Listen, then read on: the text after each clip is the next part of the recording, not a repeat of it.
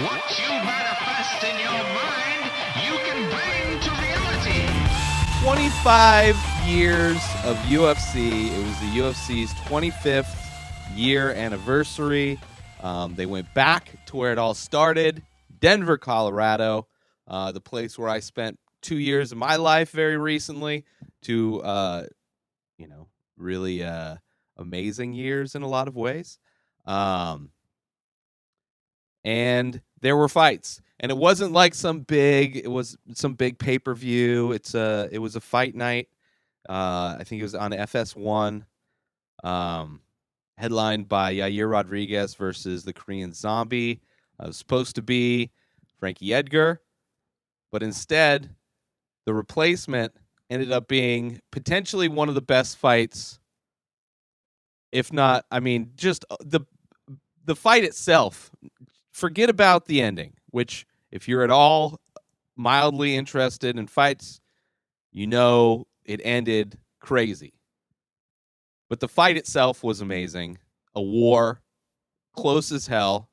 Yair had really great moments, was throwing together a lot of combinations, was beating the Korean Zombie off. Hitting him with all kinds of spinning elbows, up elbows. But the Korean Zombie is known for eating everything because of his nickname, obviously.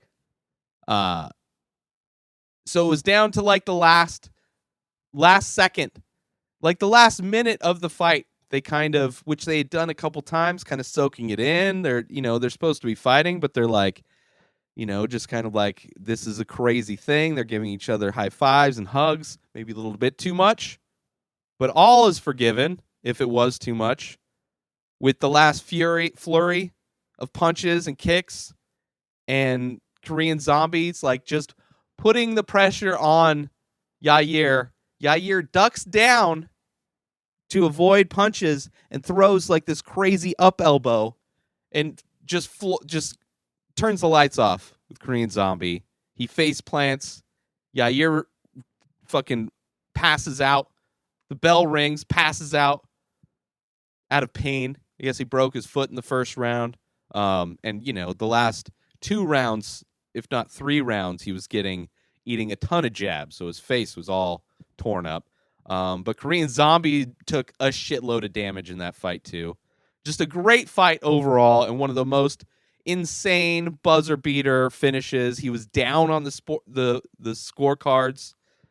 So it's like, that's one of the main reasons I love this sport, because nobody could have gone into that predicting that was going to happen. Maybe they would say great fight. You could say great fight going into it. It seemed like it was potentially going to be a great fight, but nobody would see it coming down to that.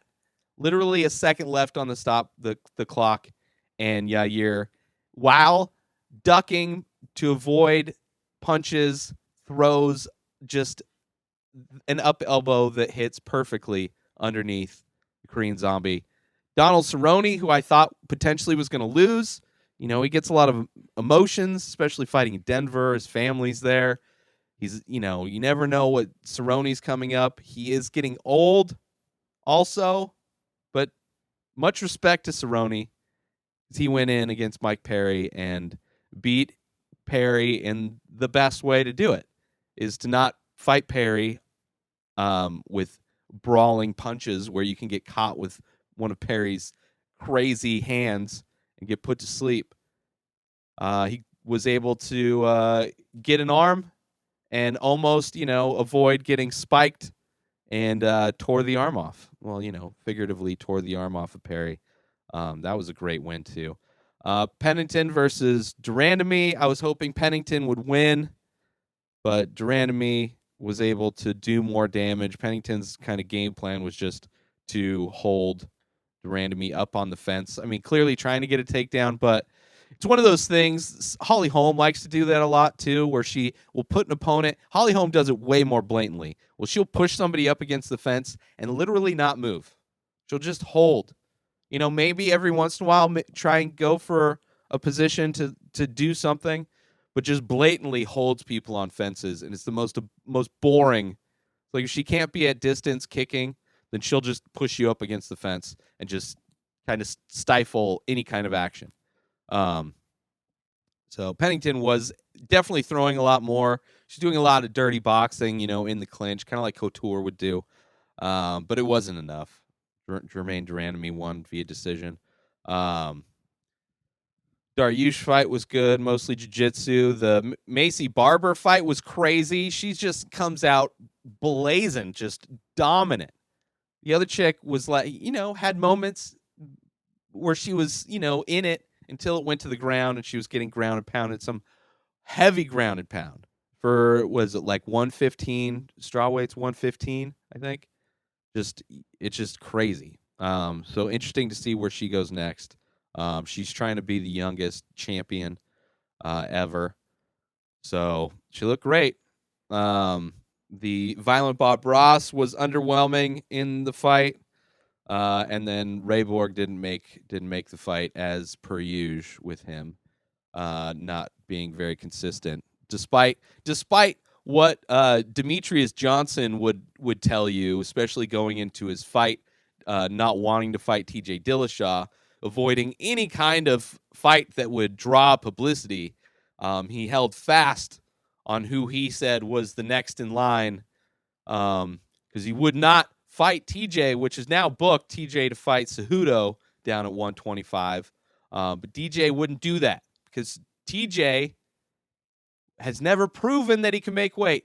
Meanwhile, the person that he's saying he's not going, that is next in line his weight division, had also had consistently not made weight in that division.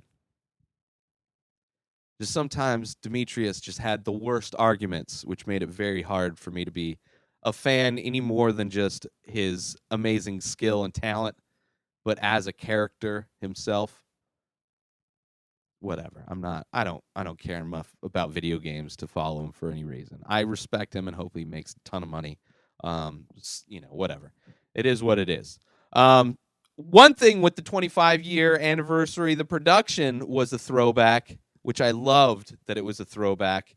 They had the graphics were the same, like early day graphics. The cage, the logo, they had the old logo with the Iron Man guy, with his fists out, and the Ultimate Fighting Championship and the banner. It was just throwback in every way. I wish Mickey's had sponsored instead of Modelo. That way, Bruce Buffer, could say the get stung. That was when I started watching the sport. Mickey's was still a big part of it, and it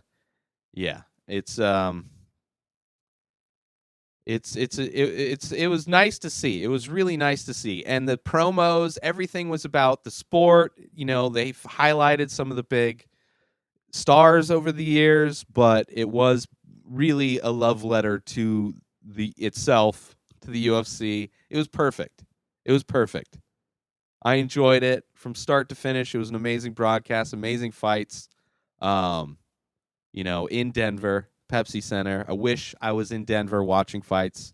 One of these days, I would love to go watch UFC fights in Denver. Any excuse to go back to Denver is for sure high on my list. If they do fights at Red Rocks, I will be there. But real quick, there's fights coming up. Fight Night, Magny versus Ponzinibbio. It's a fight night in Buenos Aires, Argentina. Their first time in Argentina.